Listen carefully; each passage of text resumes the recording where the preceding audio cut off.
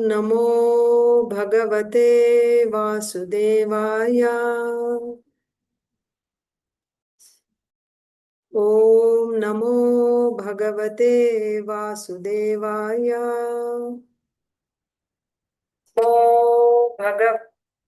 ॐ नमो भगवते वासुदेवाय।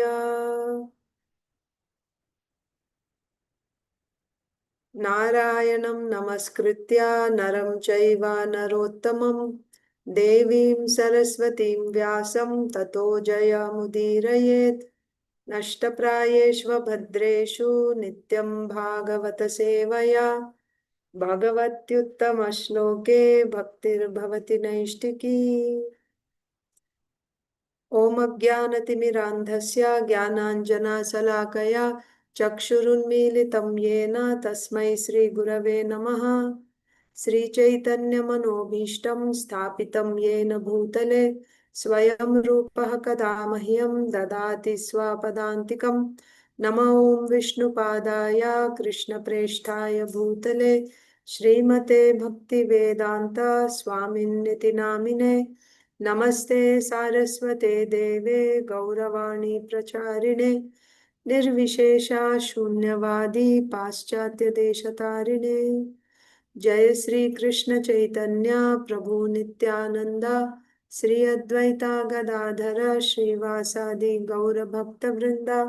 हरे Krishna Krishna Krishna Hare Hare Hare Ram Ram Ram Hare Hare.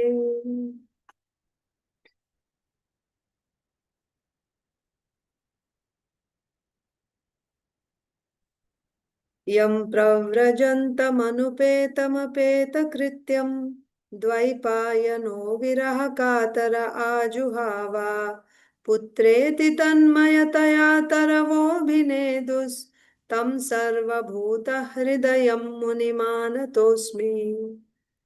Let me offer my respectful obeisances unto that great sage Sukadev Goswami, who can enter the hearts of all.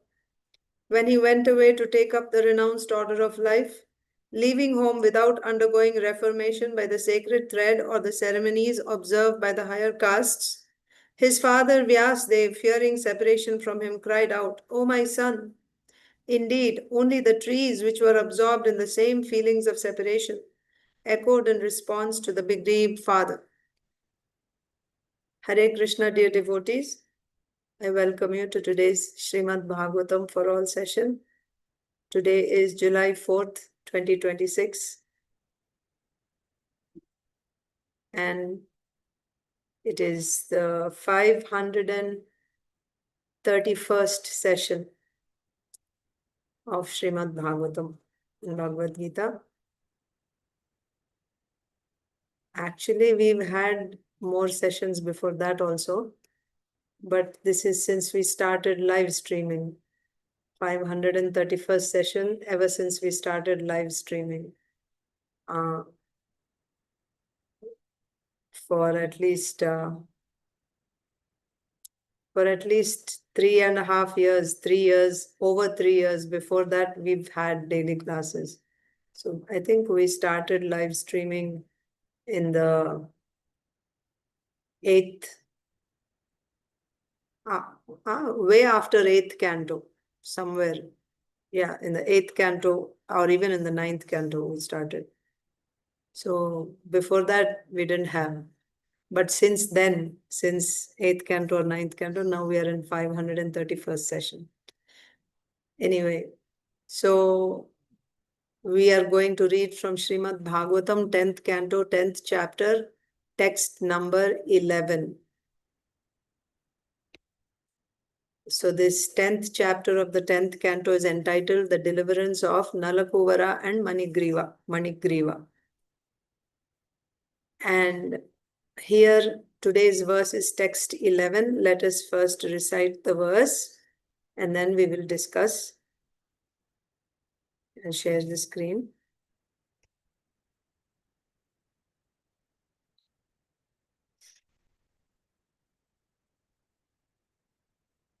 Dehaḥ kim anna-dātuḥ svaṁ niṣektur mātur eva ca mātuḥ pitur va balinaḥ kretur agneḥ śuno va dehaḥ kim anna-dātuḥ svaṁ niṣektur mātur cha mātuḥ pitur va balinaḥ kretur agneḥ śuno va dehaḥ kim anna-dātuḥ svaṁ niṣektur mātur cha mātuḥ pitur va balinaḥ kretur agneḥ śuno va. So I'll read the translation and then we will discuss. आ गया था कि नहीं? आ गया था? नहीं? आ गया. Okay. Yeah. Open the lid. So translation. While alive, does this body belong to its employer, to the self, to the father, the mother, or the mother's father? Does it belong to the person who takes it away by force, to the slave master who purchases it? Yeah, start. Come, Ajpal. Or to the sons who burn it in the fire? Or if the body is not burned, does it belong to the dogs that eat it? Among the many possible claimants, who is the rightful claimant? Not to ascertain this, but instead to maintain the body by sinful activities is not good. So now you have to, of course, you've been following the classes, but I'll give the context one more time. For those who are, if we are not following regularly, let me give you the context here. So here the situation is, Narada Muni is speaking to Nalakuvara and Manigriva, and seeing their condition. What is the condition of and this is Narada Muni's what do you say, observation. By seeing the condition of Nalakuvara and Manigriva, what did Narada Muni conclude? What did he notice? What did he see? He's actually seeing their situation. They are intoxicated by wealth.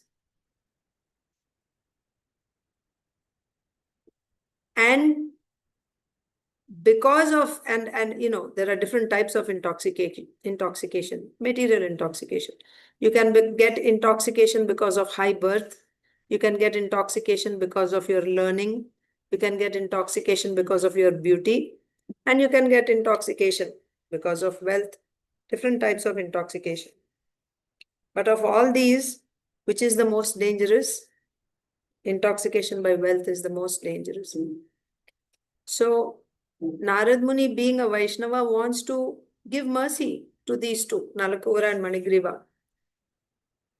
But he saw, because of their intoxication, they are offensive. How?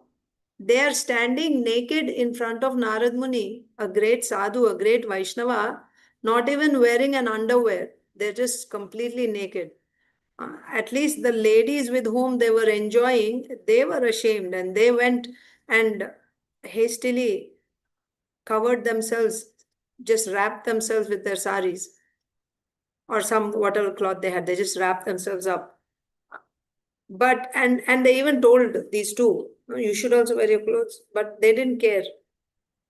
And they came outside the water, standing naked in front of Narada. So this is an offense to a sadhu. You cannot stand like that. And they didn't care. So if seeing their condition, they're so intoxicated, and Narada Muni wants to give them mercy. What type of mercy? He wants to give them bhakti. He wants to give them prema. He wants to give them Bhagavad Sakshatkar, direct audience of Krishna. But their offense is not allowing them to avail of this mercy. So first that offense has to be destroyed. For that, Narada Muni planned that he will curse them. Because of this curse, the offense will be destroyed, and then only the mercy will remain. So the curse is also his mercy. But that is, the ultimate mercy is to get Krishna prema, to get darshan of Krishna. So Narada Muni decided, I have to curse them, and also if you remember, the analogy is like loving parents who want to feed very delicious, sweet rice, paramanna, to their child who's fast asleep. So they wake up the child, but the child is not waking up. So to wake up the child, they're pinching the child also. But the idea is why they're pinching? Simply to wake the child up so that they can feed this most delicious prasadam to the child. Like that, Narad Muni, out of his concern, out of his love, he's cursing. It's like pinching of the parents. So that this Nalakuvara and Manigriva will come out of their intoxication of wealth.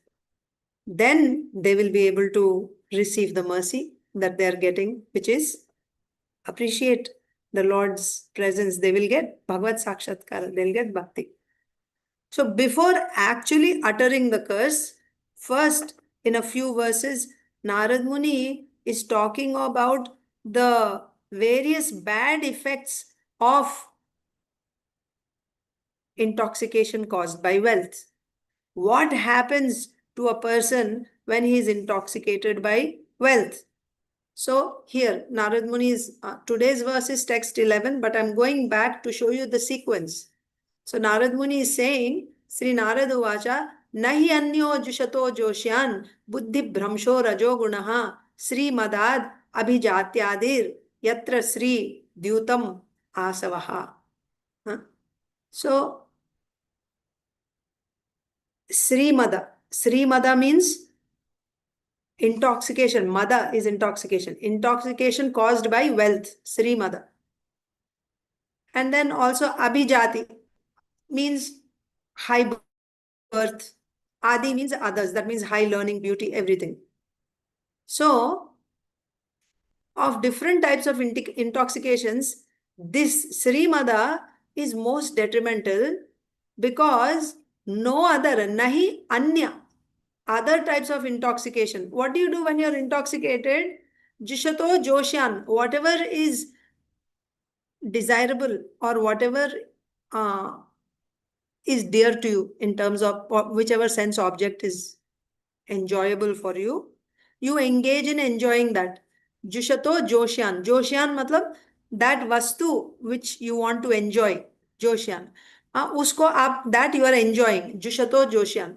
So by doing this, basically it means sense gratification. Whatever you are enjoying. No other type of sense gratification destroys your buddhi, your intelligence, because of rajogunaha. Destroys your intelligence like the intoxication caused by wealth under the influence of rajoguna. Why? This is the most detrimental because when you are intoxicated by wealth, automatically you become addicted to all other sinful activities such as Sri, Dyutam, Asava. That means illicit sex and gambling and wine drinking. Everything will come. That's why intoxication of wealth is most dangerous. When one becomes intoxicated after earning more and more and more, along with that will come that one becomes intoxicated, remember. And also here important is this rajogunaha, under the influence of the mode of passion. It is not that everyone who has money becomes intoxicated, but that means we have examples of devotees.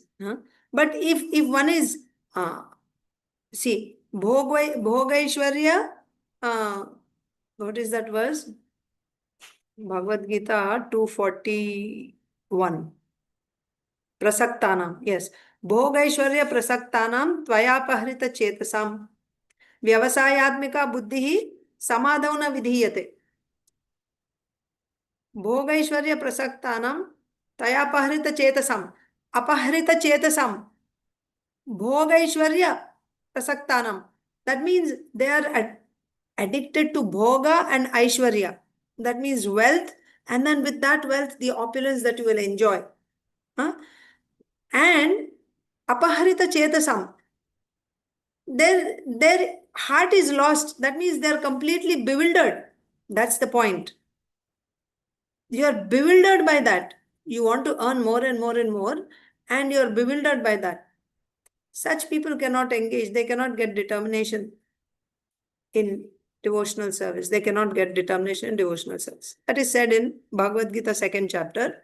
So here I'm saying that, or I'm trying to explain what is said by Narada Muni. Buddhi bhramsho rajoguna, buddhi bhramsha. This intoxication caused by wealth. I want more wealth, more wealth, more wealth. That type of intoxication destroys one's intelligence because of rajoguna, like no other intoxication. This intoxication by wealth destroys your intelligence the way no other intoxication destroys your intelligence. Why? Because this intoxication of wealth will automatically bring all other types of intoxication. So there's further discussion on this. Maybe after we complete this session, when we come to the final shloka, like 13th shloka, once again I will go over this sequence quickly. But now Narada Muni is saying what are the bad effects of wealth. Then what else will happen? So this person now he's addicted because of intoxication of wealth. He's addicted to Stri Dyutam Asavaha. He's addicted to women, enjoying with women, what we are seeing in the case of Nalakuvara and Manigriva. Connect the points. Nalakuvara and Manigriva are rich people. And the sons of Kuvera. Kuvera is the treasurer of the demigods. So they have wealth and they have this high birth, being known as the sons of Kuvera, and also as the associates of Lord Shiva. They have this position.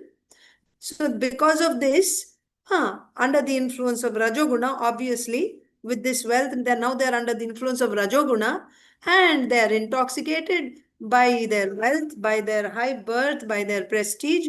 On top of that, automatically with this intoxication of wealth, a wealthy person, it's very easy for wealthy people to become intoxicated by these things. That means to engage in all sorts of sense gratificatory activities. We see it all the time. The children of wealthy people get spoiled.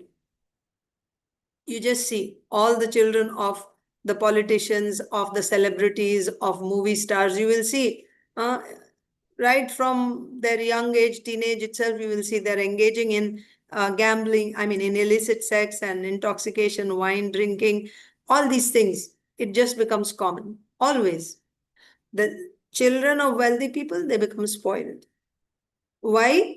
Because of that wealth, they come under the influence of there's a strong influence of the mode of passion on them. And then along with this, and they become intoxicated by that wealth and high birth. High birth means, they're celebrities or wealthy people, they become proud of their position.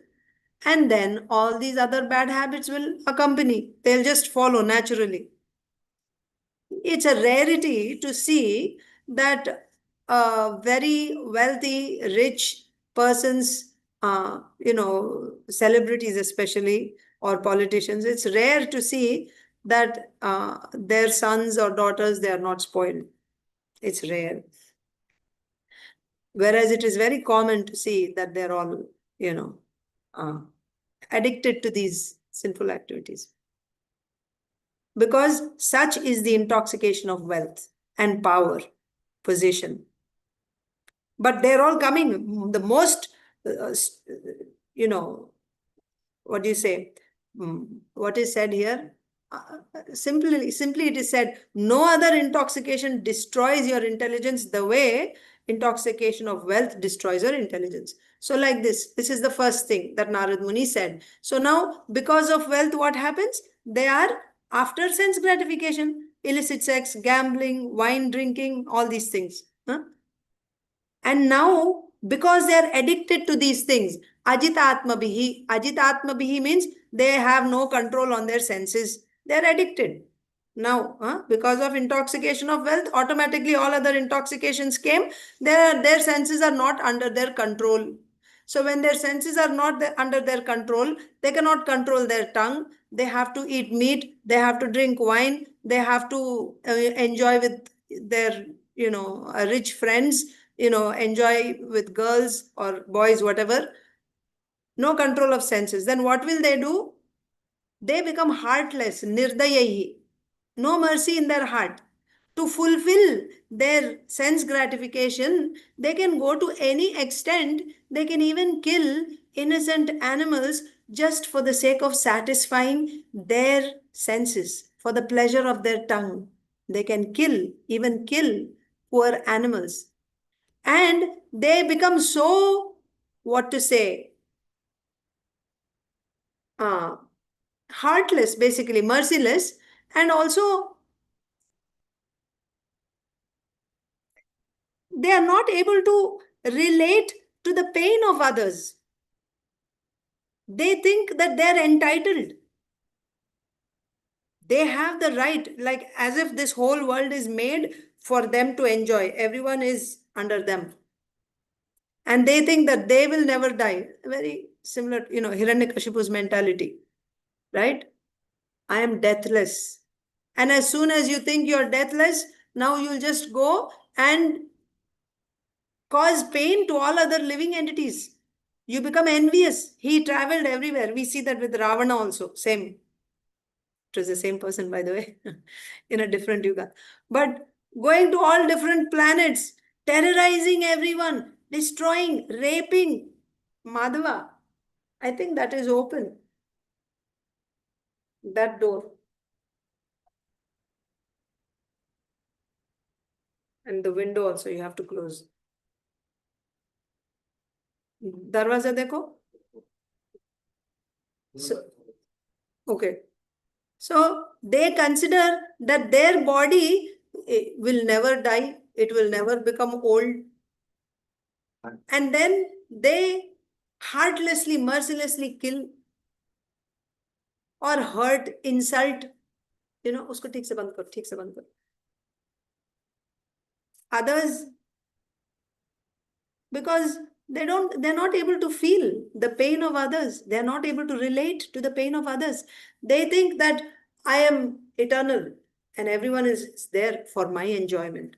This type of man. Where is it coming from? That mother intoxication of wealth. From there, see how sequence, everything else is happening. So, manyamanair imam deham ajar, ajara.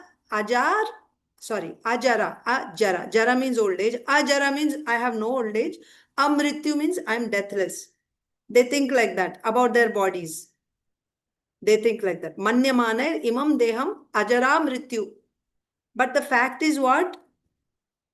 The fact is that body is nashwaram. It is going to be destroyed.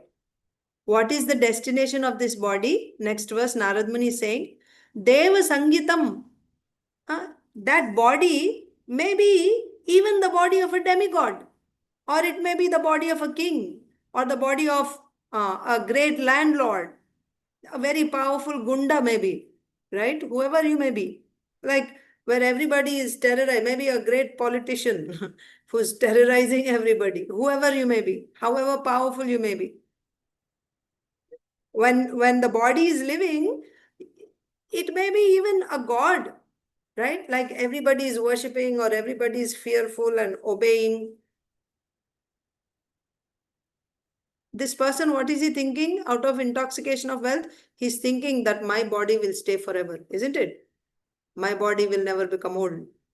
And he's proud of his position. He's proud of his wealth and I'm going to live forever. But the fact is that body also has an end.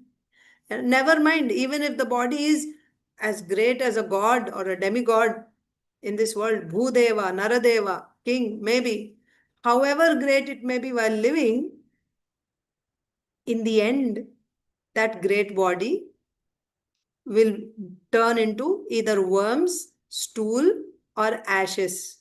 This is the destination of all bodies. But this person, he cannot see that because he is thinking, my body will stay forever. I will live forever. And to satisfy that body, tat krite, for the sake of that body, to satisfy that body. Bhutadruk, he will cause atrocities to all living entities. He will torture them. He will kill them. So many things. Why? Simply to satisfy that body. Satisfy the tongue, satisfy your, sense of touch, satisfy your whatever else. They take pleasure. There are pleasure games where you have like a man fight with a bull, and they take pleasure seeing how that man gets killed by that bull by fighting with the bull. And they get pleasure. Who does this? Those who are intoxicated by wealth. They take pleasure. They have animals fight with each other, and one animal kills the other, and they get pleasure. They even have two men fight with each other until one man gets killed, and they take pleasure. Rich people do that. They have wealth and they do this. Where is this coming from? That intoxication of wealth makes your heart merciless, heartless. And you feel that you are entitled. You don't even see other living beings as having, pain and pleasures like you. You cannot see that. You cannot feel the pain. Even if they're in animal bodies, you cannot feel the pain. And to satisfy your body, which you're thinking is eternal, it will never die, to satisfy this body, which in reality is perishable, it is going to end up as stool, worms, or ashes. For that body, you cause so much pain. You're so envious towards all living entities. Such a person, can he ever know what is his self-interest? No, he cannot know. Narada Muni is saying this. Such a heartless person, such an envious person, such a foolish, ignorant person who does not know that his body is finally going to become only, this is the destiny. What is the value of ashes, stool, or worms in your mind, in your life? Do you give value to them? Do you, preserve them? You want to get rid of them. And yet, this body, which is going to end up as stool and worms or ashes, for the sake of this body, you commit so many sinful activities. You give pain to so many living entities. Can such a person who's giving pain to others for the sake of this body, which simply becomes ashes in the end, can such a dull-headed person ever understand what is his self-interest? No, he cannot understand. And what is his destination? Oh, the doors of hell are always open for him. Nirayo yataha. For him, that he is destined to go to hell. So there's no use of crying for a person after the person is dead. You just look at that person's life, how that person has lived his or her life. You know the destination. If that person has never done any bhakti to the Lord, if that person was always after earning wealth, and if that person, because of that intoxication of wealth, has been engaged in eating flesh of other living beings, meat, everything will come naturally. Intoxication. Meat, wine, women. This is enjoyment. Wherever you go, any party, as soon as you say party means what? Meat, wine, and women. What else is there? So what is the destination of such people? They may be big, big people. Oh, a great star or this or that, and they're all going to hell. Nirayo yataha. Narada Muni is saying. So then, today's verse. Deha kim anna-dātuḥ svaṁ. So now, the reason I was going back is to show you the connection from one verse to another. So what was said in the previous verse? That what is the destination of this body? The destination of this body is worms, stool, or ashes. So in this verse it is said, and for that body, the person is performing envious activities towards other living entities. For that body, he is performing envious activities. His destination is he will go to hell. So today's verse is deha kim anna-dātuḥ svaṁ. So this deha, this body, Which body? This body which is destined to be ashes or worms or stool. And this body for which this Sri Mada, that means person intoxicated by wealth, is willing to, is committing so many sinful activities towards others, envious activities towards others for this body. Further, we are hearing about this body. Dehaḥ, this body, kim, kiska hai? Anna-dātuḥ svaṁ. Does it belong to the person who is feeding that body? Right? So, anna-dātuḥ, one who is feeding you. So, who feeds you? You can say whoever's, providing you food. It can be your employer. Because generally, in the Vedic society, there was, you work, especially Shudras are working, they work for others. Vaishyas, they have their own land or their own, some trade or cows, like that. Kshatriyas, they are rulers, they give protection and they collect taxes. Brahmanas, they are also independent. They just teach and they just take the donation. So they don't get something in exchange. It's not like that. Shudras get like that. Shudras go and work and in exchange they get maintained. So how they are maintained, we see in some old movies also, you see. They go and work in the field and at the end of the day, they're given some grains. So if they're working in a rice field or in a wheat field, they'll get, the master gives some grains for that day. And again, next day he'll come, he'll work and he'll get some grains, like that. So nowadays, those who are like labor class, if they're working, then at the end of the day itself, they get paid wages for that day, whatever, 400 rupees or like that, 450 rupees, whatever per day they get paid. And then with that, they go and they buy that day's groceries and they eat. So they're eating. Who's providing that food? The person who's employed them or their master for whom he's working, right? So this body belongs to whom? Does it belong to the person who's feeding you, right? Who's providing you food? Deha kim anna-dātuḥ svaṁ. Niṣektur. Niṣektur means the person who releases semen. That means father. So child has father and mother. Father impregnates the mother and the mother carries the baby in her womb. So this body belongs to the father. Niṣektur. Niṣektur means person who releases semen. So does it belong to the father who's the cause for the birth of this child? That means child means even if I'm grown up now, right? So is the person, is my father, does my body belong to my father? Or mātur evacha. Mātur means mother who carried after conception, right? She is carrying that child in her womb. So does this body belong to the mother who bears this child in her womb for 9 months? Does it belong to the mother?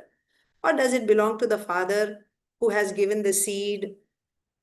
Or does it belong to the person who is feeding this body, whoever is supplying food to this body?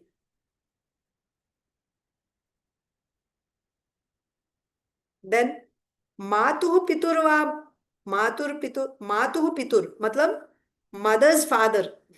So does it belong to the father? So you have to think about it.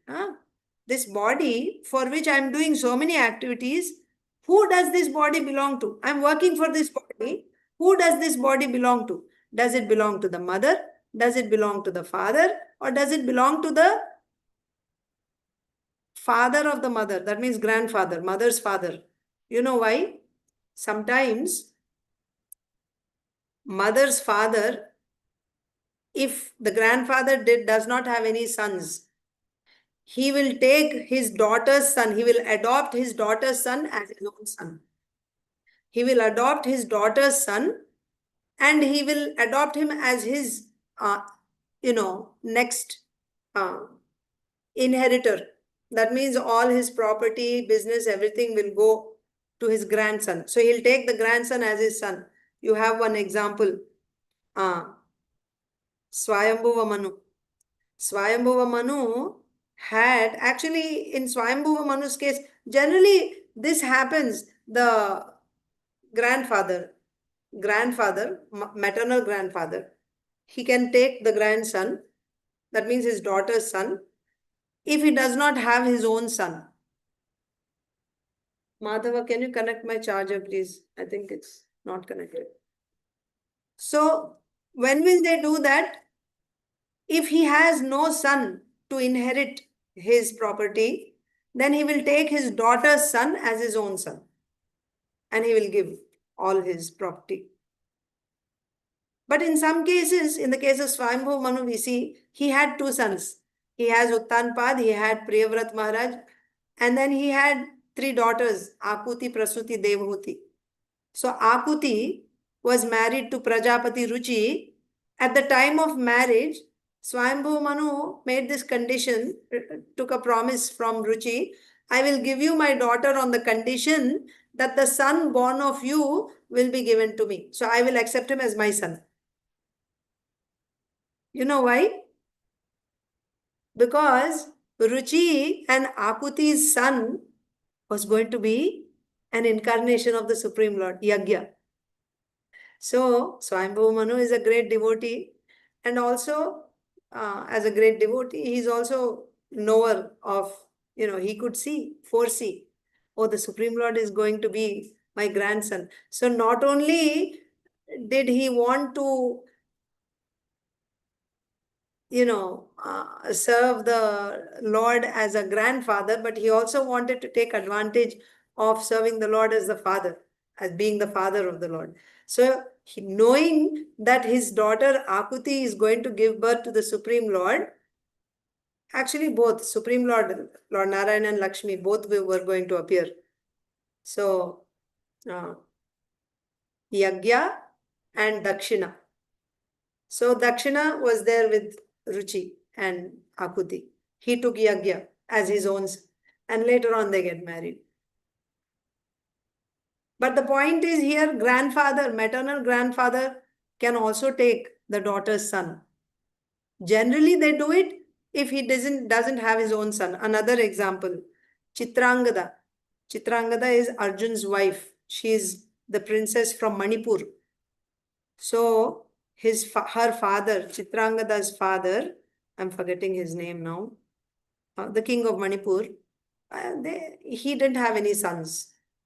So then when Arjun came and he got attracted to Chitrangada, he wanted to marry Chitrangada, then he made a condition.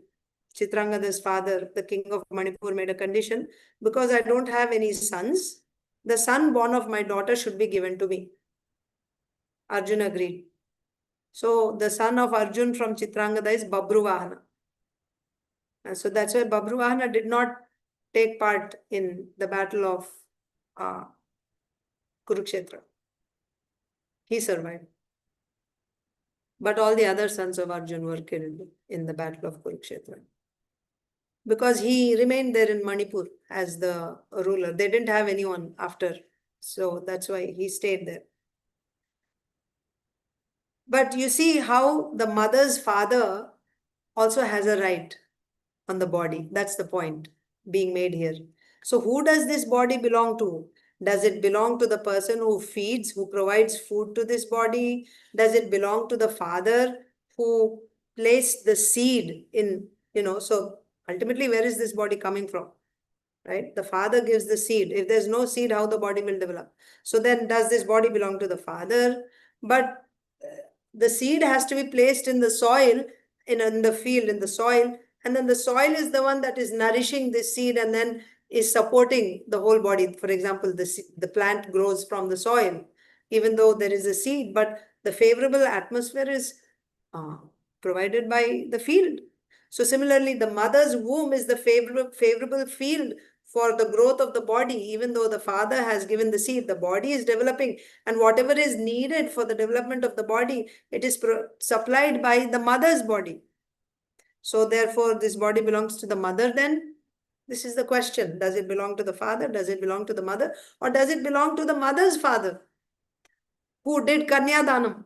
Right? He gave his daughter to a particular person. And then from the daughter, this son is born. He gave her his daughter in charity. So now the son born of the daughter, he has a right on that. So does this body belong to my mother's father? Or va balinaḥ. Balinaḥ means one who forcibly takes away a body, generally by force. Balinaḥ, one who takes the body away by force. Like you win in a, let's say, in a Swayamvar we see sometimes there is Rakshasa Vivaha. Rakshasa Vivaha means you go there and forcibly you kidnap the girl and you take her away.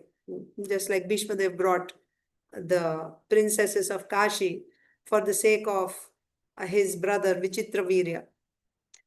He went, he just picked them up. It's not that he participated in Swayamvara. He just went and the girls didn't even get a chance to, to do Swayamvara. They couldn't choose their husband. He just went, picked them up, Amba, Ambika and Ambalika, put them in the chariot and he started going away. And whoever opposed him, he defeated them completely, thoroughly. And then he brought, by force. So that's what I'm saying. Balinaḥ means by force, if you take someone by force. So then, because he took them by force and he defeated anyone who opposed, then it's like his booty, right? He won it. So then, does the body belong to the person who takes it by force?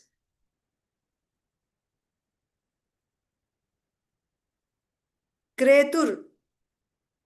Kretur means it is said, like a person who purchases the body. There used to be slave markets where men, or even, men, slaves means men generally. So men are sold, men and women. They're sold as slaves. That means the person who's selling a man, he will take money from the slave master. So the person who pays, now this man belongs to him. He's his slave. He can do whatever he likes with the slave. So does the body belong to the person who buys it by paying for it as a slave, right?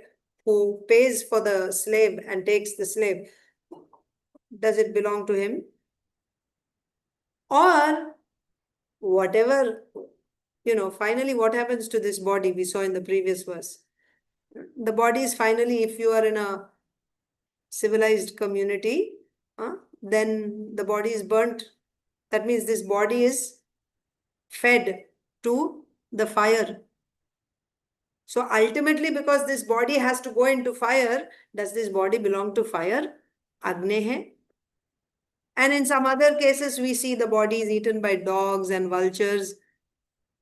So does this body belong to the dogs? Because finally they claim their right. Once the body is dead, vultures just come. It's like their right on the dead body. Or dogs will come and eat. Or jackals. Right? So then does this body belong to whoever is going to eat it in the end? Does it belong to fire? Does it belong to śuno? Śuno means dogs.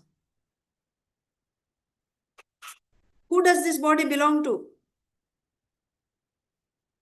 For the sake of this body, this man is committing so many envious activities, atrocities towards other living entities.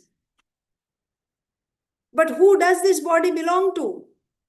Does it belong to the Atma, to the self, who's thinking that I am this body? Yes, in the modes of passion and ignorance, what do we think? We think I am this body, I am this body. Or the soul is thinking, that this is mine. Even thinking that this is mine has some sense. That means at least you're seeing that I am soul and this is my body. But in reality, we are not even thinking that I am soul and this is my body. We are thinking I am this body. So this body, does this body belong to the soul? Consider all this. We should consider all this. So now we'll read the translation. While alive, does this body belong to its employer? Anna-dātuḥ, right? One who's feeding it. Does it belong to its employer? Svaṁ, does it belong to the self? Self matlab? The soul. Does the body belong to the soul? What do you think? No. Body does not belong to the soul. We'll see more discussion about this. This body is, at a certain point, this body is developed. We feed this body, we decorate this body, we pamper this body, offer all types of sense gratification to this body. But does this body belong to me? Actually, the soul never wants to leave this body. Another interesting thing. Conditioned soul, because he's identifying the self with the body, he does not want to leave this body.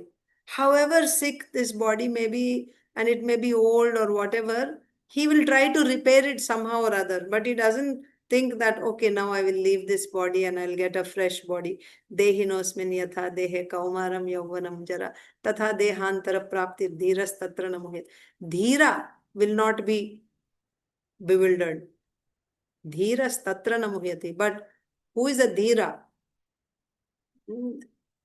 Dhira will be at least a self-realized person, a sober person, dhira. That means he has to have spiritual understanding. Otherwise, he won't be able to take it, accept it. He wouldn't want to give part with that body. He never wants to give up that body. However, the body does not cooperate. The body leaves the soul. Soul does not want to leave the body, but the body leaves the soul, it drops down. The soul is forced out of the body. The soul does not want to leave the body. In the case of conditioned souls. Of course, in the case of liberated souls, the soul leaves the body. He has no attachment for the body. He will leave it and go. Yogis, transcendentalists, those who are liberated, they just leave the body and they go. But otherwise, all conditioned souls, soul doesn't want to leave the body leaves.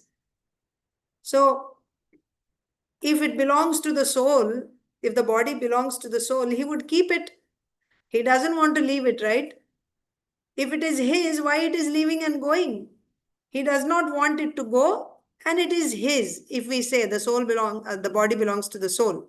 If we say the body belongs to the soul, and the soul does not want to leave it, then the body shouldn't go. Because it belongs to the soul, he should hold on to it because it is his. Still the body leaves and goes away. That means it drops down, dead. That means what? This body does not belong to the soul also. This body does not belong to the soul also. However, under illusion, the soul, under the influence of avidya and ahankara, is thinking I am this body, and he keeps, feeding, pampering this body and extensions of this body. So, second point is, the next point is, does it belong to the self? No, it does not belong to the self. Svaṁ, it does not belong to the self. While alive, does this body belong to its employer, anna-dātuḥ, to the self, svaṁ, to the father, niṣektur. Niṣektur means person who releases semen. That's what it means, niṣektur. So does it belong to the father? Mātur means one who is holding the baby in her womb. Does it belong to the mother? Evacha, or mātuḥ pitur, the mother's father. Does it belong to the mother's father? Va balinaḥ, does it belong to the person who takes it away by force? Balinaḥ, by force. Does this body belong to the person who takes it away by force? Kretur means to the slave master who purchases it. Agneḥ, to the slave master who purchases it. Agneḥ means it's to the fire, or to the sons who burn it in the fire?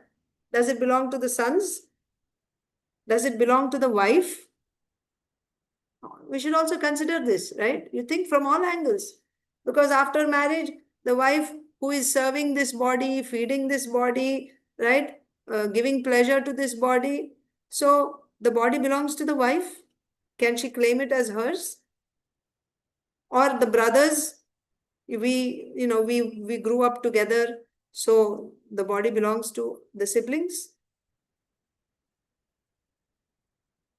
Or if the body, then does it belong to the fire or to the sons who burn the body in the fire? Or if the body is not burned, does it belong to the dogs that eat it? Among the many possible claimants. So each one of them, can they claim the body to be his? Can the father claim the body of the son? Can the mother claim the body of the son or daughter? Can the grandfather claim the body of his grandson? Can the employer claim the body of his employee? Right? He's working for my company. So this employee is my property. Can he claim? Balinaḥ. Might is right. Right? So one who is powerful, who takes by force, can he claim that this is mine because I won this slave? Or somebody who pays and buys, can he claim? So among the many possible claimants, who is the rightful claimant? Is fire the rightful claimant because ultimately the body has to be fed to fire, therefore the body belongs to fire? Or the dogs and animals that eat finally the dead body, can they claim the body, that this is our body? Who does this body belong to? Who is the rightful claimant of this body? For the sake of this body, one does so many sinful activities. But who does this body belong to? Not to ascertain this, but instead to maintain the body by sinful activities is not good. This is the point here. So an intelligent person, a sober person should consider, why am I doing all these illegal activities? Why am I doing these sinful activities? For the sake of this body. But does this body belong to me? Who does this body belong to? He should consider this. See, not to ascertain this, not considering who does this body belong to and why am I working for this body so much? Not to ascertain this, but instead to maintain the body by sinful activities. This is such ignorance. Consider, we don't even think. It is simply like in Hindi, there's a word, bhediya dhasan. Bhediya dhasan means all the sheep, they just follow the one in front of him. He doesn't see where the whole herd is going. Maybe everything is going down the hill and they're all going to fall in a valley and die. But they don't consider. They simply follow the one in front, just go ignorantly. Or maybe they're all being directed towards into a slaughterhouse where they're going to be slaughtered. They don't consider. They don't see what's happening. Just follow the one in front of me. Like that. Everybody is working like this. We should also follow what everyone is doing. Not ascertaining. Stop for a moment and think, why am I doing what am I doing? Whatever I am doing, why am I doing that? For whom am I doing? What is the purpose of my work that I am doing? Who am I doing it for? Not considering like this and simply engaging, oh, I have only this much time. Let me use all this time to earn money or to do this and to do that.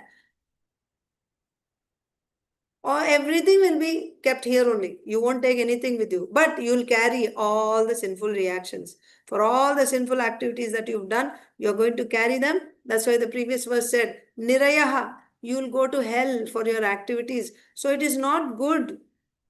If you're not considering all this, it is not good. Not to ascertain this, but instead to maintain the body by sinful activities is not good. This is today's verse, text 11. Dehaḥ kim? To whom does this body belong? Does it belong to anna-dātuḥ, the one who is feeding it? Niṣektur, the father, to mother, to the grandfather, mother's father, to the one balinaḥ, one who forcibly takes it, or to the person who purchases it by paying for it, the slave master? Does it belong to fire, into which the body is fed finally, or to the dogs who eat that body in the end? Who does this body belong to? Without considering this, simply performing sinful activities is not good. So, you understand the flow here. The previous verse was saying what? That this body is going to become worms, stool, or ashes. But for that body, one performs all types of envious activities towards other living entities. The destination of such a person is hell. He can never know what is his self-interest. So, and that body for which he is doing all this, and because of which he is going to go to hell, who does this body belong to? Is it his? Right? Why am I working for this? Why am I doing all these unbecoming, right, sinful activities for the sake of this body? This body is not even mine. Who am I working for? That's the question. So maybe we'll do the next verse tomorrow. I was thinking I will cover these verses, but it's okay. We discussed a little bit today. We'll discuss the next verse tomorrow. So the next verse says, to whom it actually belongs. Previously, the verse that we read today is questioning, who does it belong to? Does it belong to this person, that person, that person? Next verse will tell who it actually belongs to. And yeah, then Narada Muni will finally give the solution. That means the medicine for this disease. What is the disease? Intoxication caused by wealth. What is the medicine he will give? That we will see later in tomorrow's class maybe. Now let us read Bhagavad Gita. So in Bhagavad Gita, we are reading from chapter 15, the Yoga of the Supreme Person. So the first verse was, Sri Bhagavan Uvacha Urdhva Mulam Adha Shakam Ashwatham Prahuravyayam Chandamsi Yasya Parnani Yastam Vedasa Vedavid. Lord Krishna is describing this tree called the tree of samsara. It's also called Ashwatha. The name of this tree is Ashwatha. And it is Avyaya. Avyaya means it just goes on and on and on. Right? It's going on eternally. What is this Ashwatham? This is material existence. You say Nitya Baddha. Nitya Baddha means eternally conditioned. It's not that at a certain point, after 100 lifetimes, it is finished. No, it goes on forever. Until and unless a sadhu intervenes in your life and turns you towards the absolute truth, the conditioned soul will go on eternally with his material existence. That's why his material existence, or this tree, Ashwatha tree, is called Avyaya. It's never going to be finished, exhausted. No, it will go on forever. Ashwatham Prahur Avyayam. And then the peculiarity of this tree is it has its roots upwards and its branches down. So yesterday in Srila Prabhupada's purport, we saw in this material world also we have an experience of such tree where it has its roots upward and branches down. That is at the banks of a water body, some reservoir of water. You will see that the tree which is on the banks of that reservoir, if you look in the water, its reflection will have roots upward and branches down.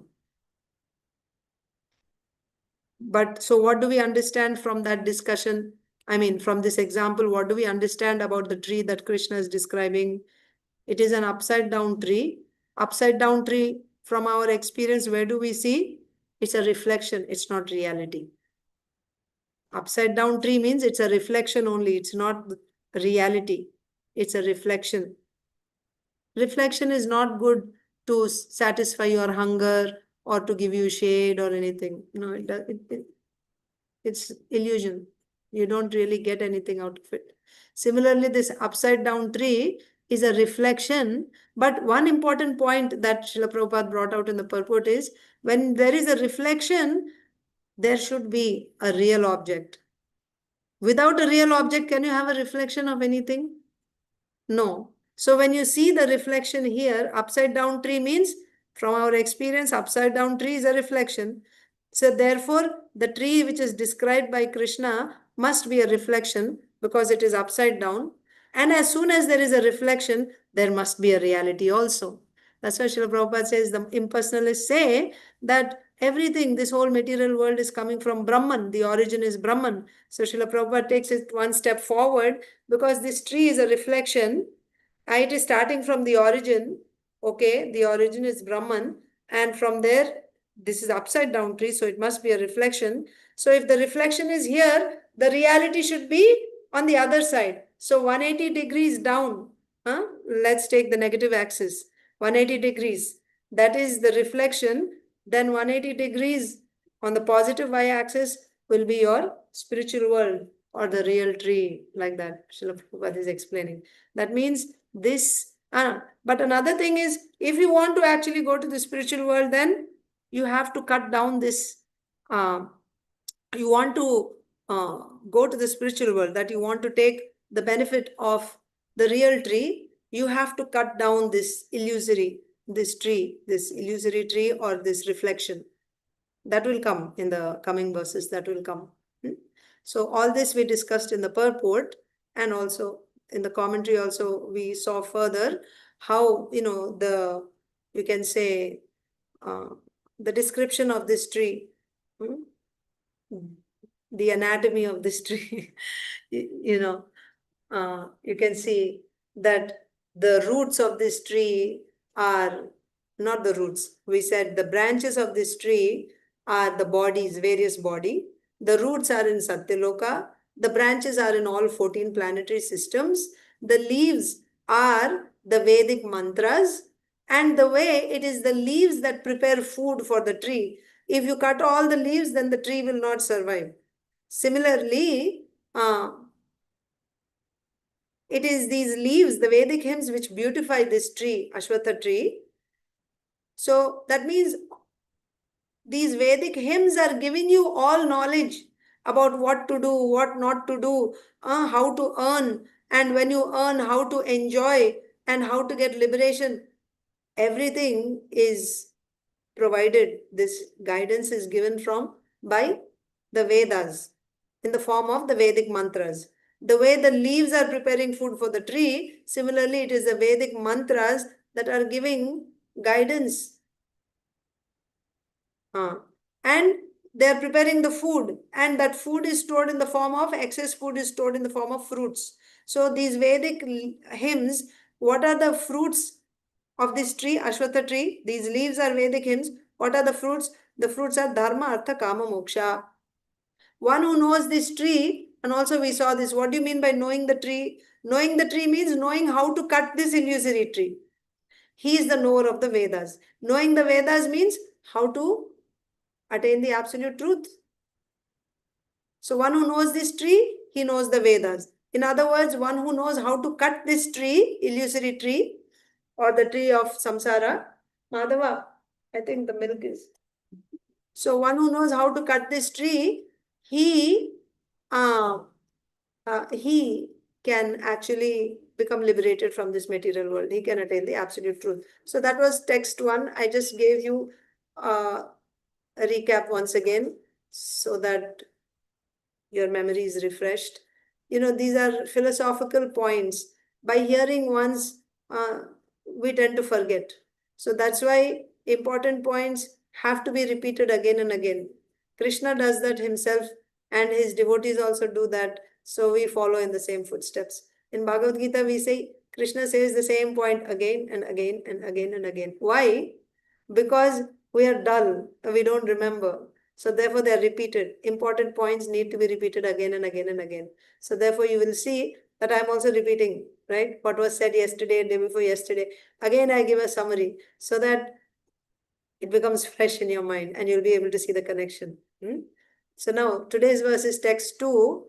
Adhaschordvam prasritastasya shakha guna pravriddha vishaya pravala adhascha moolanyanusantatani karmanubandhini manushya loke. So further Krishna is describing that tree called Ashwatha or the samsara tree.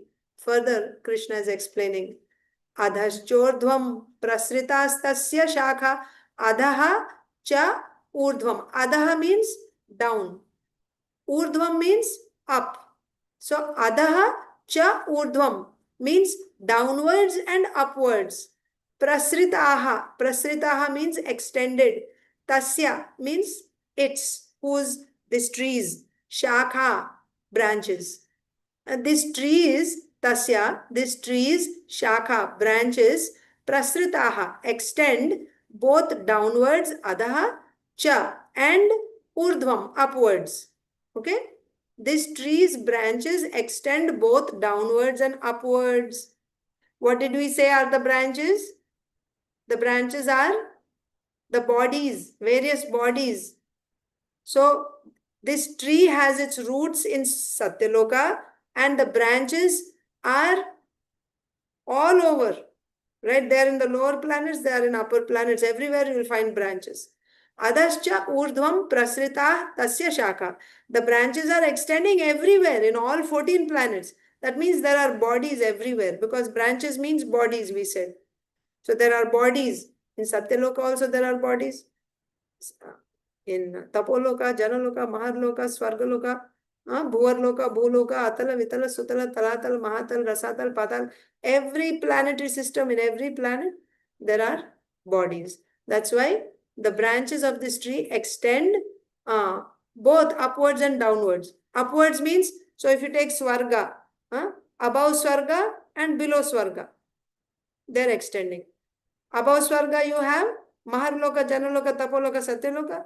Below Swarga you have Bhuvarloka, Bhuloka and all the other low planetary systems. So the branches are extending upwards and downwards. Like Guna Pravriddha Vishaya Pravalaha. Now Guna Pravriddha, these branches, what did we say are the branches? Bodies. They are Guna Pravriddha. Pravriddha means they are developed. By what? Gunas. Gunas means the three modes. So these bodies are made of what? The three modes of material nature: goodness, passion, and ignorance.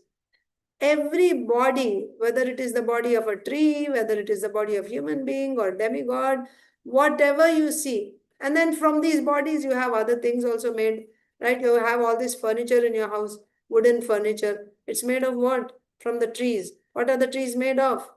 The bodies of the trees are made of the three modes. So whatever objects you see in this material world, they're all made of the three modes of material nature only. From these three modes, you have these 23 elements. So everything is made of these 23 elements. 23 elements are coming from the three modes. Therefore, all bodies are developed from the three modes of material nature. So here, in this analogy or this description of the tree, it is said, the branches which are extending both upward and downward, they are Guna Pravriddha. They are developed from the modes. And Vishaya Pravalaha. What are Pravalaha? Pravalaha means you have branches and at the end of the branches you have twigs. Yes, twigs. So those twigs are called Pravalaha. The tender twigs at the tips of the branches, they are Pravalaha. So what are these twigs? Vishaya. Vishaya means sense objects. Sense objects. So the body is made of what? You have gross body and subtle body. In subtle body, you have chittam, you have ahankara, false ego, then you have chittam, you have buddhi, intelligence, you have mana, mind, you have senses. Senses are also part of subtle body. So in senses, you have eyes, ears. So you have 5 working senses, 5 knowledge acquiring senses. They're all in the subtle body. And then you have a gross body. Gross body is what you're seeing. What is this gross body made of? Earth, water, fire, air, ether. 5 gross elements. Gross body is made of gross elements. Your flesh, your bones, everything is made of the gross elements. Okay? And what are you doing with this body? Your senses are trying to grab the sense objects.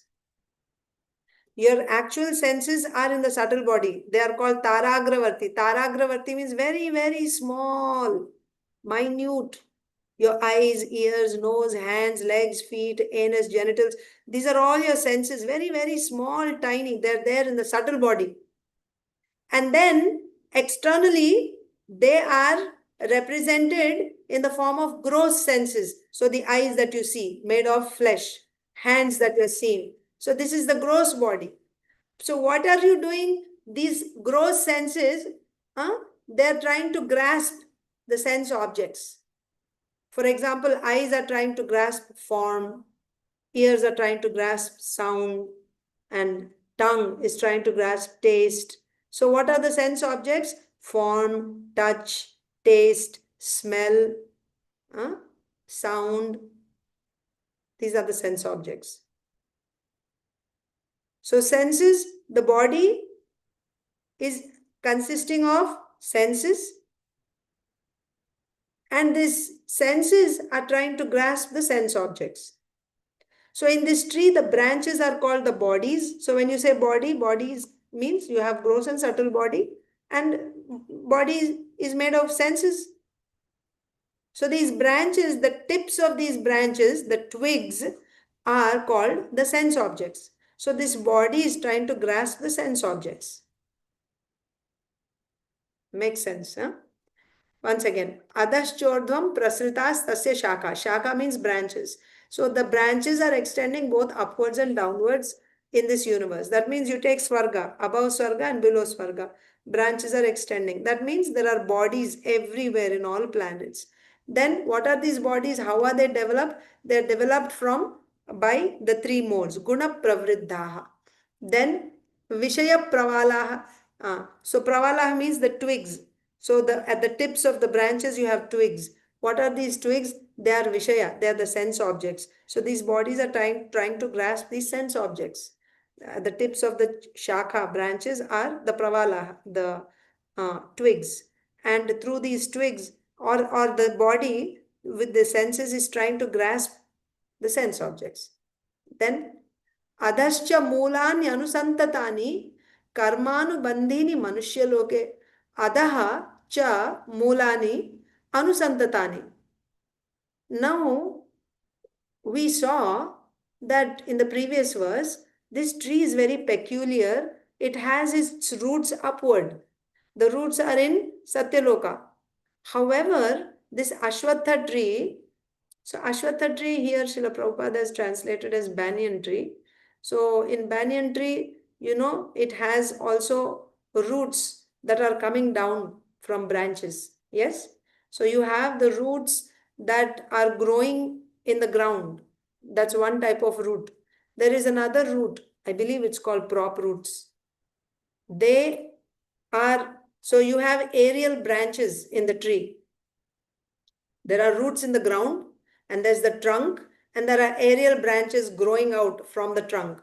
From these aerial branches shoot out roots from aerial branches, and they grow downward and they go towards the ground, and once they hit the ground, now those roots go inside the earth.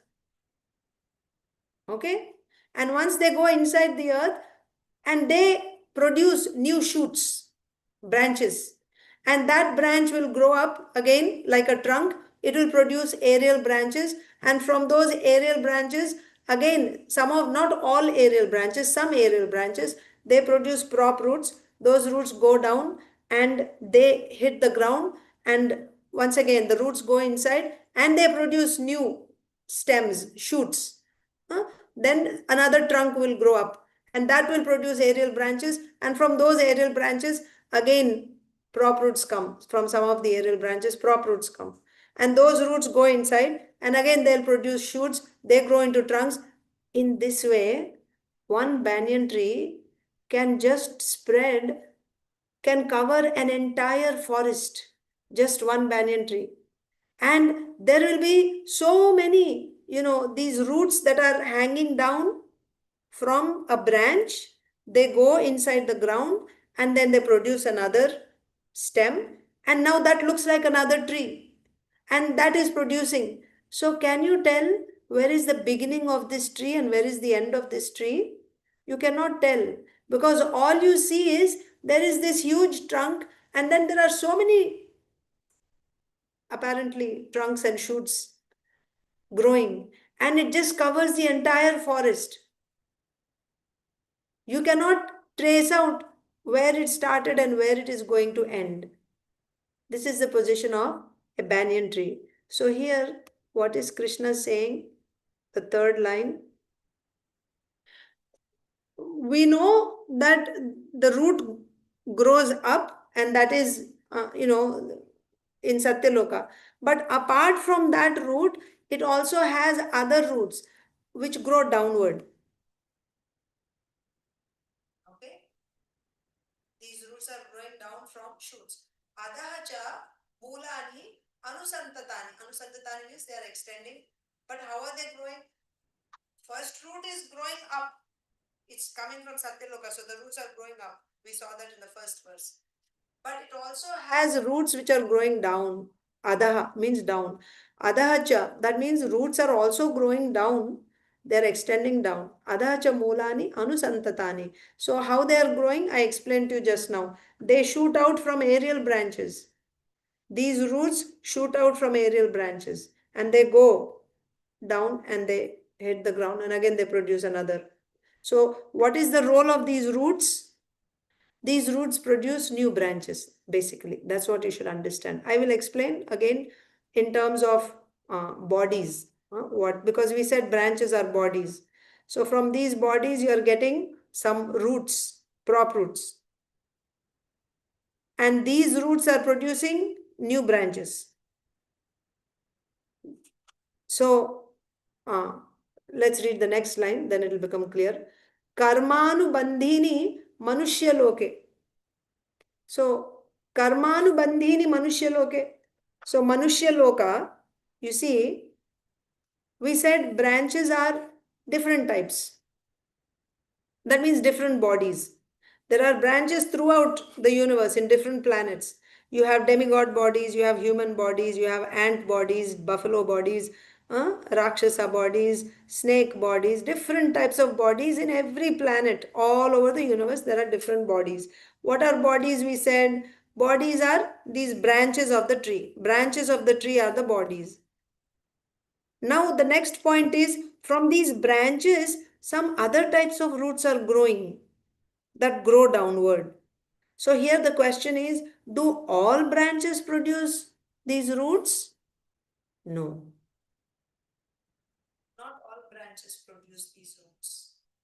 Some branches only, some aerial branches produce these prop roots. And what is the role of these prop roots? They go down into the earth and they produce new branches. They produce new shoots. From there again, new aerial branches are growing. What are branches? Bodies. So from certain bodies, this root is growing, which is causing new bodies to be formed. I hope you are following. Certain branches, should I draw? Is it better if I draw or is it you are able to follow? I have the drawing already. I will just show it to you. Let me share.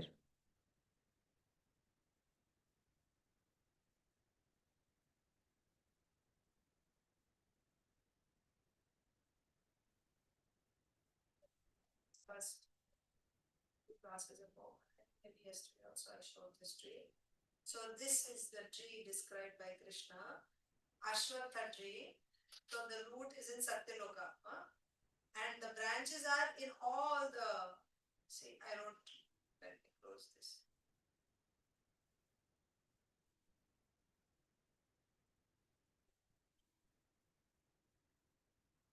So you see, I showed all the various planets also. This is Satyaloka, up to Pataloka. So this tree is extending throughout. It has its branches in all planets.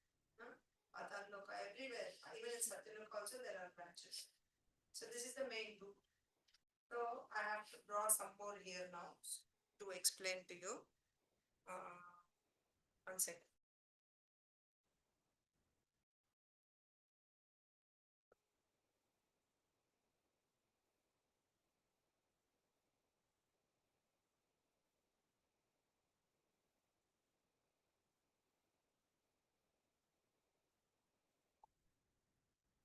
Madhava.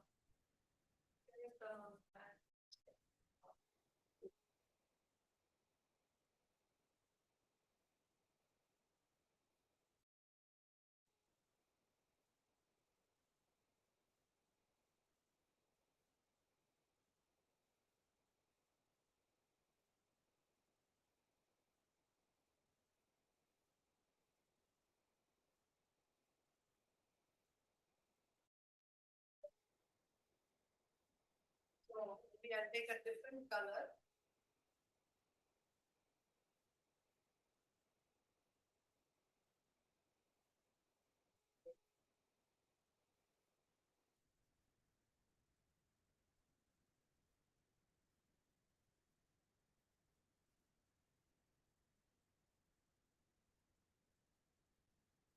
So what we are saying is, so there are many branches. So these branches are what? Should I just make this big?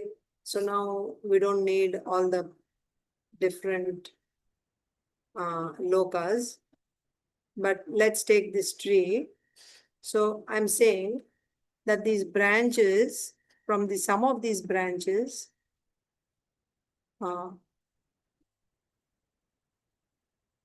roots are growing down. Like this.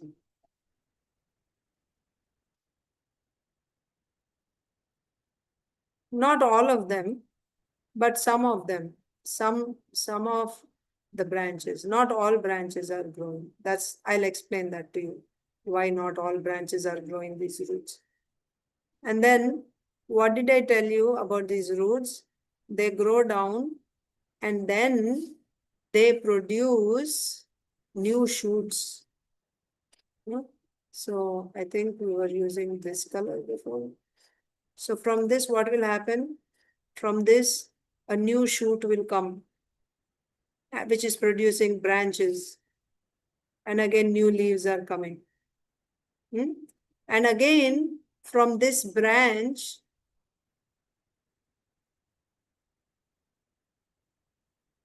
from this branch, again, there can be another prop root growing. And from this prop root, again, there can be another stem growing out.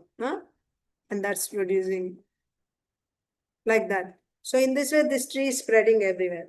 So again, what are these branches? Branches are bodies. So from these bodies, from these branches, from certain branches, not all branches, from certain branches, these roots are growing.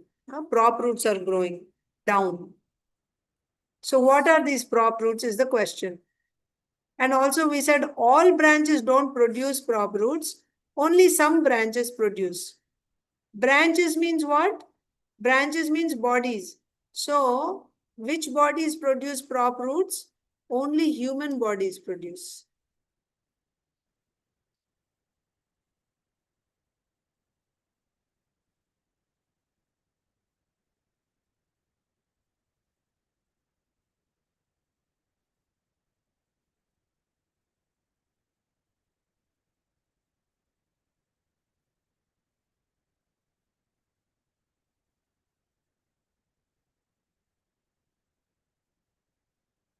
Certain branches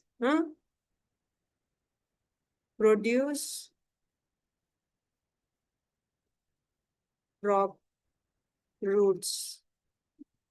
What are prop roots? These are prop roots. These are prop roots. Okay? These are prop roots. Maybe I'll write that also.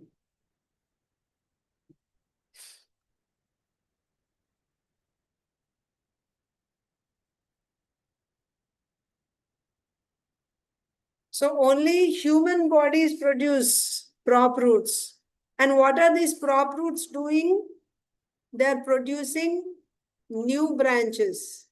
That's also important. So what are these? These are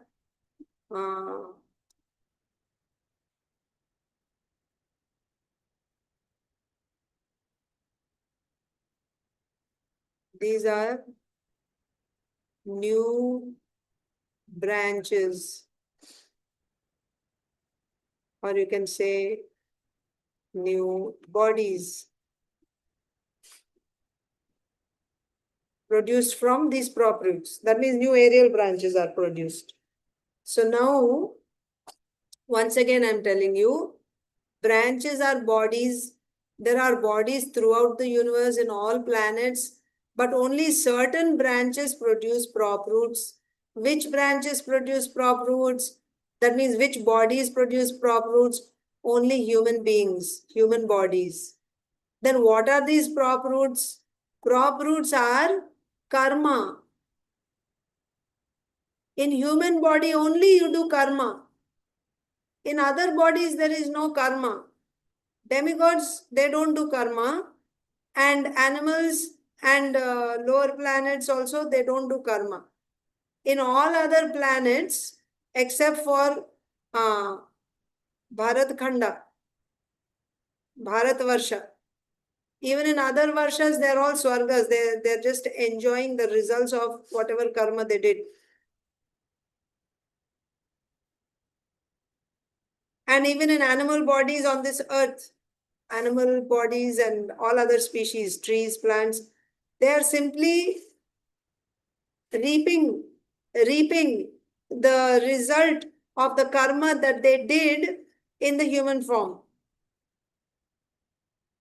So those bodies are not producing any prop roots. They are not creating new karma.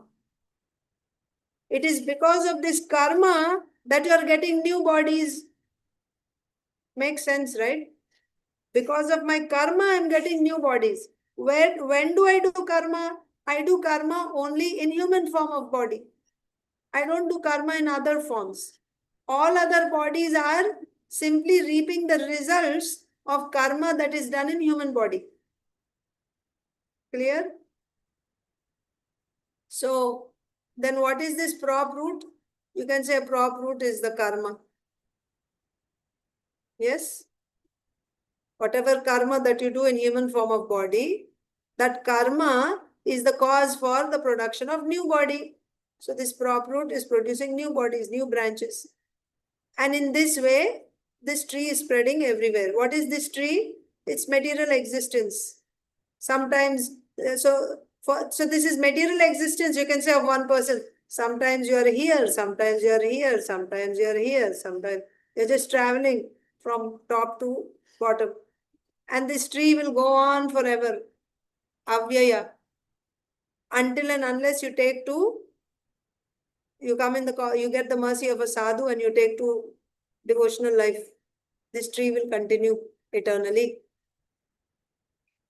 So now if you read Srila Prabhupada's purport, it will, you'll be able to understand better. So once again, I'm reading the verse. I hope you'll be able to follow as I'm reading. Adhaschordvam prasritastasya shaka.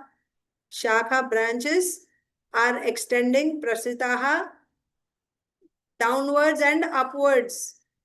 Shaka, tasya shaka means this tree's branches are extending downward and upward. What are the branches?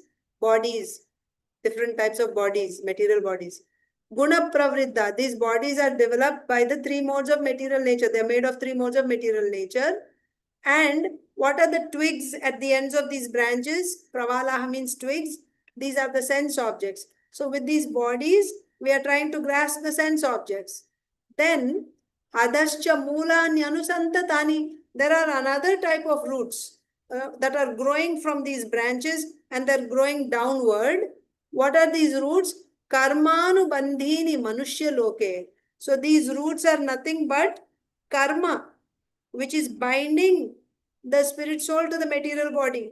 That means because of this karma, you get newer bodies. You get stuck in this tree of samsara. One after another, you keep getting body. That means this karma is binding you to the material body. You do karma and as a result of that karma, you have to accept another material body. Karmanu bandhini. This karma is binding. What is this karma? You can say this is that prop roots that are adascha mūlāni anusantatani. The roots that are extending downward, what are these roots? These roots are karma that bind you to the material body. That means these roots are producing new branches, new bodies are produced. Now, where does this happen? This karma, this production of new roots that grow downwards, it only happens in manushya loke. In the Manushya Loka, in human form of body only, you create karma. You don't create karma in other bodies. Okay. Now let's read Srila Prabhupada's translation and purport. Translation. The branches of this tree extend downward and upward, nourished by the three modes of material nature. I hope you are connecting. The branches of this tree extend downward and upward, nourished by the three modes of material nature. What are the branches? Bodies. Nourished by the three modes of material nature. The twigs are the objects of the senses. This tree also has roots going downward. So this is not the root which is in Satyaloka. There are other types of, like in a banyan tree, you see those prop roots coming down from aerial branches. So this tree also has roots going down, and these are bound to the fruitive actions of human society. So how do you understand these are bound to the fruitive actions of human society? Means these roots are nothing but the karma, the fruitive action done by when does one do fruitive activity? In which body? Human body only. In human body, you do fruitive activity, karma. So these roots are karma. And the result of this karma is you get another body. So that binds you. These are bound to the fruitive actions of human society. Purport. The description of the banyan tree is further explained here. Its branches spread in all directions. Should I read the purport tomorrow, or maybe I'll read it? Its branches spread in all directions. In the lower parts, there are variegated manifestations. So now we are reading the bodies are everywhere. So what are the different types of bodies? Srila Prabhupada is explaining. Lower parts means lower planets. In the lower parts, there are variegated manifestations of living entities, human beings, animals, horses, cows, dogs, cats, etc. These are situated on the lower parts of the branches. Lower parts of the branches means lower part of the tree, right? The branches which are on the lower side. So you'll find these are situated on the lower parts of the branches. Whereas on the upper parts, that means in higher planets, are higher forms of living entities, the demigods, Gandharvas, and many other higher species of life. As a tree is nourished by water, so this tree is nourished by the three modes of material nature. So tree has branches, and these branches are made of what? Material, modes of material nature. This whole tree actually, it is made of the three modes of material nature. As a tree is nourished by water, so this tree is nourished by the three modes of material nature. Sometimes we find that a tract of land is barren for want of sufficient water, like a desert. Yes, there's no water, or not even desert. Sometimes certain places there is drought, there's no water, so nothing grows there. You don't see any plants. And sometimes a tract is very green because there's a lot of water. Similarly, where particular modes of material nature are proportionately greater in quantity, the different species of life are manifested accordingly. Just like you see, places also, I think yesterday we were discussing, time, place, and circumstance. They influence the modes. That means certain modes flourish in certain times, or in certain places, or under certain circumstances. Yes? So then, when the mode of passion flourishes, what type of bodies you will expect? You will expect those bodies which are made of the mode of passion, isn't it? And similarly, in certain places, if the mode of ignorance is prominent, what type of bodies will you see there? Bodies which are made of mode of ignorance will be prominent. So you can see upper planets, middle planets, lower planets. So in lower planets, you'll probably find bodies which are made of the mode of ignorance.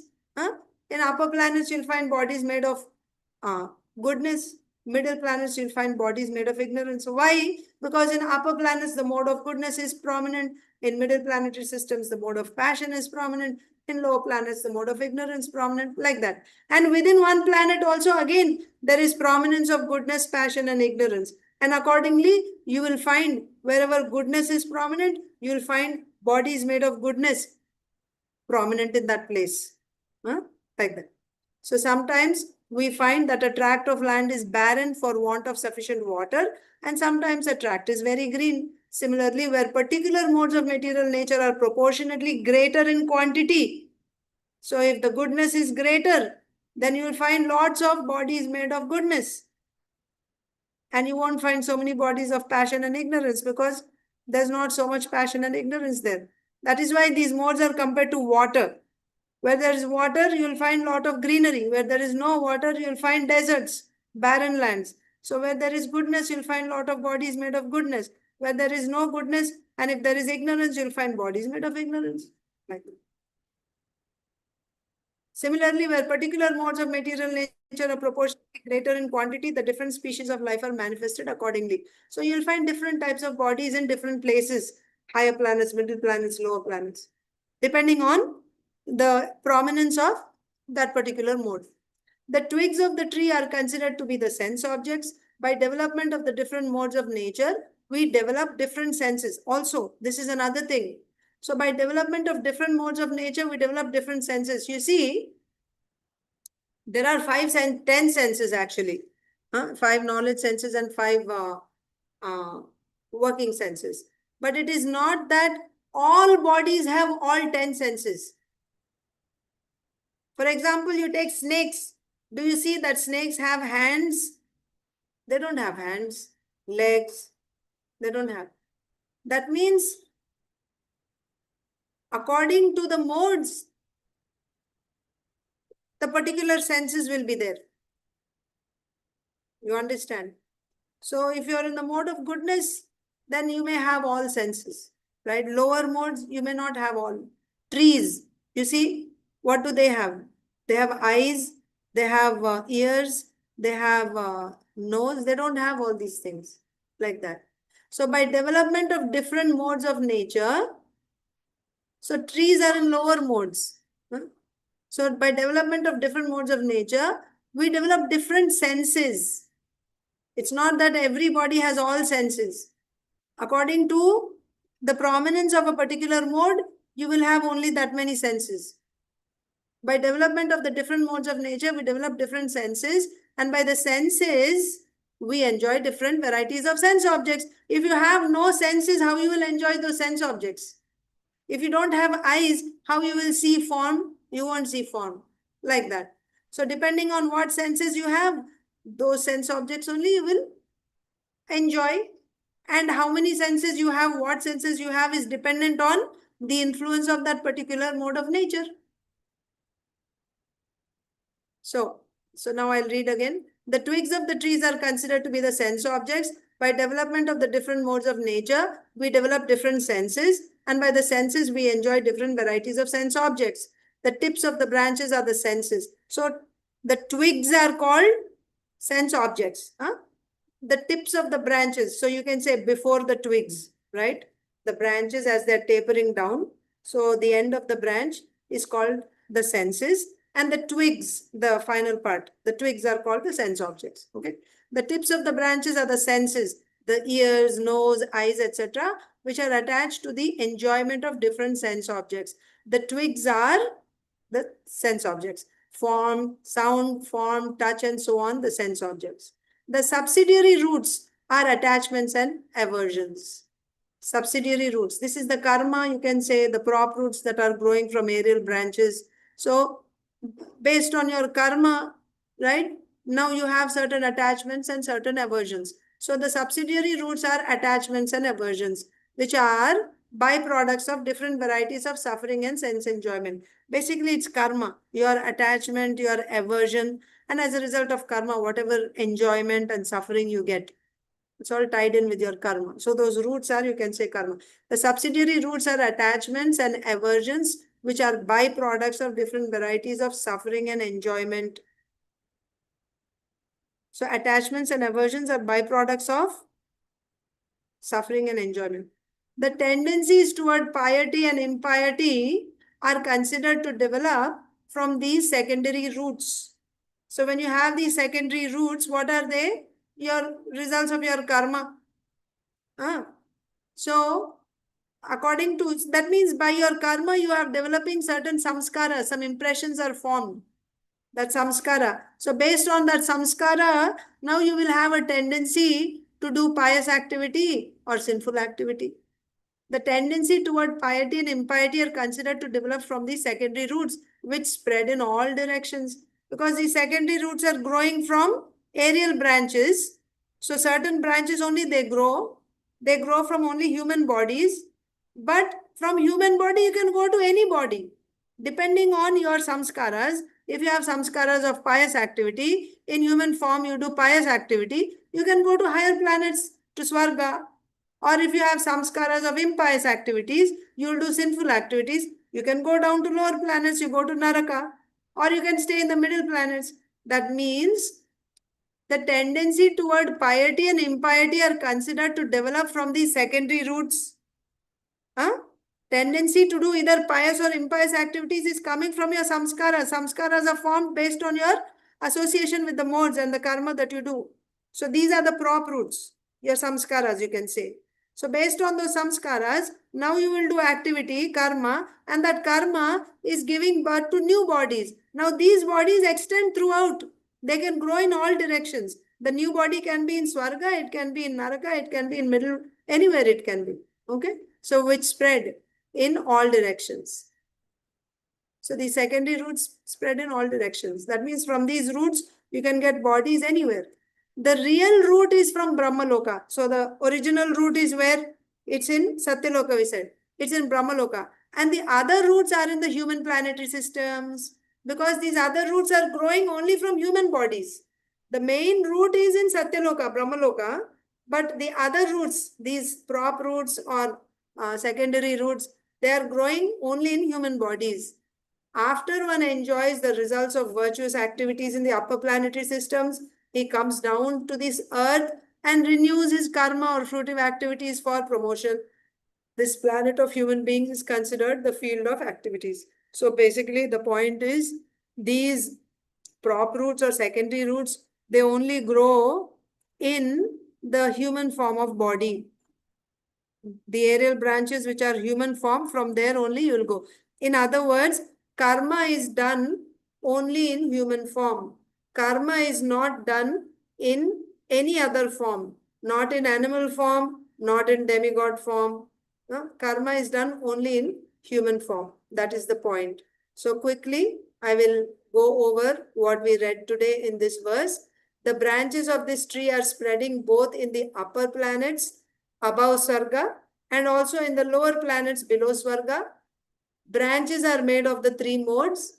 We learned that these branches are bodies. So all bodies in upper, middle, lower planets, they are made of the three modes in this material world. And the tree has branches and also tips of these branches, and then there are twigs. The tips of the branches are the senses. The twigs are the sense objects, Vishaya Pravalaha. So sense objects means sound, form, taste, touch. So with these bodies, we are trying to grasp these sense objects. So the main root of this tree is in Satyaloka. So at the base of this tree, or at the base of the root of this tree, is a great treasure. There is a treasure house. But what that treasure is, we will see in the coming verses. We won't discuss it now. But there is a great treasure house at the root of this tree. Or you can say at the base of the root. Now, we also saw that the leaves of this tree are Vedic mantras, and they are giving the fruits of Dharma, Artha, Kama, Moksha. And this Ashwatha tree is a banyan tree that has secondary roots growing from aerial branches, and these roots hang downwards and enter into the ground, and from there they produce new branches. So new branches are another body. Okay, so from one body, which is the human body, these prop roots are growing, and these roots are producing new branches. That means new bodies. So in human form of body, you are doing karma. These prop roots are like karma. And this karma is cause for producing new bodies. And these bodies can extend anywhere throughout the whole universe. From human form of body, you can go to the body in the heavenly planet or in the hellish planet, or same in human bodies or in other animal bodies. Anywhere you can go throughout the universe from this human form based on your karma. And this karma, karma again, it can be pious or impious activities. how you are doing pious activity or impious activity based on your samskaras. That means from your previous samskaras, from your previous, the work that you do, then you have certain impressions. And based on that, you are inclined to do either pious activity or impious activity. If you do pious activity, you go to higher planets, you get better, higher bodies. If you do impious activity, you get lower bodies, you go to lower planets, like that. And then we also said that not all bodies produce crop roots, only human bodies produce crop roots, because only human bodies are doing karma. And as a result of this karma, new bodies are formed. That's all. So this was discussed in text 2. And we will end today's session here. Tomorrow we will read text 3 and 4. They come together. And also we'll read the next verse of Srimad Bhagavatam tomorrow. Thank you all so much. You have a wonderful day in Krishna consciousness. We will end the session here. Granth-raj Srimad Bhagavatam ki jai. Jai. Gita ki jai. Srila Prabhupada ki jai. Jai. Sagaun Bhakta Vrind ki jai. Jai. Panchakalpatarubhyascha Kalparubhyascha kripa sindhu eva cha patitanam pavanebhyo vaishnavebhyo namo namah. Ananta Koti Vaishnava Vrinda ki jai. Thank you so much. Jai. Hare Krishna.